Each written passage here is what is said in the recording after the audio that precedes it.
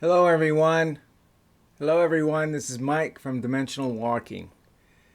And today I want to talk about the rich history of UFOs in Russia. Um, you know, Russia is a vast area, as we all know. It's the largest country in the world, and it has had if you go back all the way pre-Russian Revolution, there was talk about these strange events up in Siberia where there'd be lakes up there, which are like thousands and thousands of lakes up there, fairly small lakes, many of them. That the lakes were on fire, basically. Nobody at that time knew what caused it. I don't think they still know what caused it, but a lot of times they would see lights and things over these lakes, and so it was a spectacle, a pretty major spectacle. It got reported in, the newspapers, etc., actually around the world. So there was always speculation, especially in later times, that the UFOs were causing this type of event. And of course, then in 1908, there was this massive explosion in northern Siberia. And there's been talk, I don't think everybody's resolved it. There's pretty much that it was a huge meteor that crashed. Stalin, in later years, just before World War II, made a statement because somebody questioned him on it, that he said it was a huge craft, alien type craft, ship, I think, or something like that. He said that had crashed up there. One of the interesting things about it is there was quite a bit of radiation there. You can actually go up there and still detect radiation from whatever crashed. My understanding is it's not completely rare that a meteor would get off radiation, some radiation, but apparently this is very, very large. And if this was a huge ship, let's just say it was an alien ship that had some type of nuclear type power, a crash like this would leave a radiation signature for many, many years in the future, and you can still find some of that radiation up there. So who really knows what it was? I guess if it was a crash, the Russians could have covered it up and took all the parts of the crash away and stored them somewheres. Who knows? A meteor.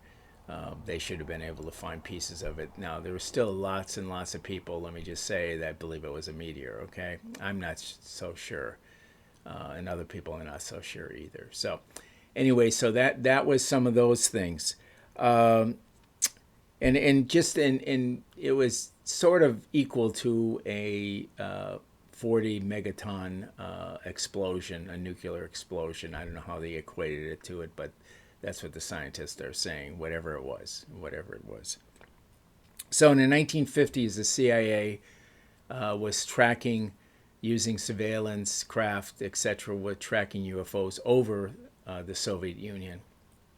And so we've been aware for many years that there has been a lot of activity over in Russia, even though the Russians themselves have not been, coming forward and telling the world about their different issues they've had with UFOs over the course of 100 years or more. This, and that's very similar to what the U.S. has done. The U.S., as you know, has had all kinds of UFO sightings and crashes, etc., and we've been pretty much covering it all up over the same period of time, basically. So, there's also been Russian astronauts that basically have said that there's been major sightings over in Russia, that there actually was dogfights over bases in Russia in 1948 and also 1967. And this is become public, and these definitely are Russian astronauts that have said it. Why they were Russian astronauts, I'm not sure, but I guess because of the simple fact most of their astronauts were pilots, and so I guess maybe some of them are relating direct information about these dogfights. So the KGB has always been involved with the UFOs, okay? And they, of course, are the ones that basically were covering up all the UFO stuff in Russia. The more of the later stuff. KGB didn't, hasn't been around for 100 years, but they've been definitely around since pretty close to the Second World War. It's very similar to our CIA. So they've been collecting. They actually, at one point, it was determined that they probably had more information about UFOs because they collected data from all over the world, and they were pretty. It seemed to be they were very concerned about UFOs, maybe because they had some pretty amazing encounters, etc. So one time I was listening to at a conference, listening to Stanton Friedman, and he had said a couple of really interesting things I thought were somewhat unrelated, but had to do with UFOs. He said that he had really good information, and he may have, that six rockets were destroyed off of some base that Russia was using to develop rocketry, probably right after the Second World War. And there were six of them that were totally destroyed almost simultaneously by some type of a UFO weaponry. Then he also talked about another interesting thing, which was that he had talked to somebody that was first-hand witness to a lake in Russia, a fairly good-sized lake, that was completely drained by a UFO overnight, I guess it was, which you probably have heard this before. I mean, there's been places in Canada where there was UFO sightings, UFOs were flying around, and the next day small lakes were drained. And when I say drained, pretty much all the water. There may have been a little bit of a puddle or two on the floor of the lake floor, or what it was now, not a lake anymore. But that is fairly common. But this particular one he was talking about was a large lake. It was in Siberia, and it was pretty profound when the Russians came and saw this lake completely gone of everything. Fish, I think even a boat or two never was found, so it may have been sucked up or whatever. I don't know nobody seems to know what they use the water for, but apparently maybe they can convert it to fuel or something. Who knows? But anyways, that was the other thing that Friedman said that I never forgot. It was pretty incredible stuff. So about, and I'm going to bring this up. This is a little bit about Ukraine. About 864 miles southeast of Kyiv, Ukraine, there is a base. It's a very famous base, very famous Russian base. Okay. It's near a city called Volgograd, and which is the old Stalingrad. They changed the name, I guess. They didn't particularly like Stalin. I don't think too many people did like Stalin. But anyways, this base is quite famous. And the name of the base is Kapustin Yar, and the last three letters are YAR. And it is what people consider as the Russian Area 51. And so this is where they took some of the German scientists, the counterparts to von Braun here, and actually some of von Braun's buddies, to this place, Kaputskin, and they started building rockets. And that was the program that eventually, some of that evolved into the nuclear programs, etc. But it was a very famous place, etc. And so, interesting enough, as I've mentioned before, my father worked in Redstone Arsenal and spent a lot of time with von Braun. I'm not going to tell you what he did or blah blah blah the rest of the story, but. There was some interesting supposed conversations with maybe somebody in Russia. We're not sure. But anyways, I can't really say too much more, and I won't say any more. It's kind of crazy. So anyways, one of the interesting things, one of the probably the most famous UFO sighting and event happened over this base, Kaputskin Yar. base in 1948. And what it was is a cigar-shaped UFO appeared, and they sent some MiGs up to encounter it, basically, because this was a top secret base. This would be like UFOs flying over Area 51 and making itself known. I'm sure we would send something up there to investigate it. Well, the Russians went one step further. They started firing on it, apparently, and the particular, I don't believe in this case the ship, the cigar-shaped ship crashed, but definitely the MiG pilot and the plane crashed.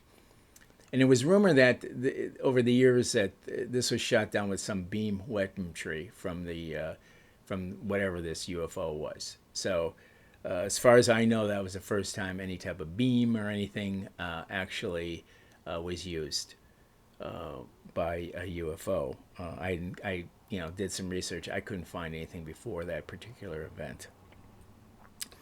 So anyways, the much of this information I'm giving you came from interviews with ex KGB and from military folks. So this wasn't people out in that region around the event. These were people that were actually on the ground that were watching the event. Anyways, that was that. And one thing I have to mention at this point is we have to realize that Vladimir Putin is KGB. I mean, he's KGB then, KGB now. Once KGB, always KGB. Okay, so he knows all this. I'm absolutely certain of it, and I don't think he was probably around at that point. He was probably a kid, a young kid in 1948. He may not have been born, actually. Now I think about it, I don't think he was born until in the 50s. So, anyways, he wasn't even around when this all happened, but I'm sure he got the information because eventually he became KGB. I think when he was late teens, early 20s, my understanding. So, anyways, the CIA again, they were tracking the UFOs. Like I say, around Russia for a very, very, very long time. So let me move on. There was also rumor that eventually the Russians actually did another cigar-shaped ship actually did crash, not at this base, but at another location in Russia, and they actually brought that, my understanding, either to the famous Russia Area 51 base or another base that also did a lot of research on rocketry, and that was east of this one. And I forget, presently I forgot the name of it, but it's really not that important at this minute. Anyway, so supposedly they reverse engineered this particular craft and got quite a bit of technology from it. And so here's the issue here, I would say, is, Putin, who is KGB, my concern at this point in time, considering we have a war over in Eastern Europe, is that he has these weapons. He has some beam weapons. I almost have no doubt in my mind he has beam weapons. And I'm not saying we don't. I think we do. Now, you got to remember, when I say that, I come from a little bit of personal knowledge of what technologies we do have. And we do have technologies that we have gotten from UFOs, from crash UFOs, etc. And the reason I know this information is that I have worked in and around aerospace companies for several years. So you pick up some interesting stuff when you do that, especially in some of the positions I was in. But I can't give you any kind of real detail on it. And I know you're going to be disappointed, and you're going to give me some crazy comments about it, and that's fine. I get it. But I'm just telling you, I do come from a background between my father hanging with Von Braun and some of the stuff I've learned directly about weaponry and the possibilities that what we have and possibly what Putin has. Now the question will always be, will Putin become desperate enough to use these weapons, a beam type weapon, which is much more devastating and more powerful, or can be in the right hands, than a nuclear weapon can be, just because of the massive destruction it does instantly. A lot of the destruction from a nuclear weapon is from fallout, and that takes time, and people can get out of the way of that. But a beam weapon, you can't. Okay. Now, I don't know if he'll become that desperate. I don't think his back is exactly through the wall. I think he can, move his troops back into Russia and call it a day, and he doesn't have to use any type of weapons, etc. Nobody's got him in the corner at this minute, anyways. So, anyways, I hope that isn't the case. I hope it doesn't happen, but the reality is he has some powerful weapons, I'm sure, and he got it probably from UFOs, and of course we do too. Which is very, very sad in many ways, many ways. Okay. Anyways, that's it for today. I just wanted to bring that up. I was thinking about this. I ran across a few articles I had written in the past about the subject, but with this war going on, I thought it was worth bringing back up again and talking a little bit about it. So I did. Anyways, hopefully you enjoyed. If you like us, please subscribe. We need your subscriptions. And as Roy Rogers have said, happy trails until we meet again. Bye-bye.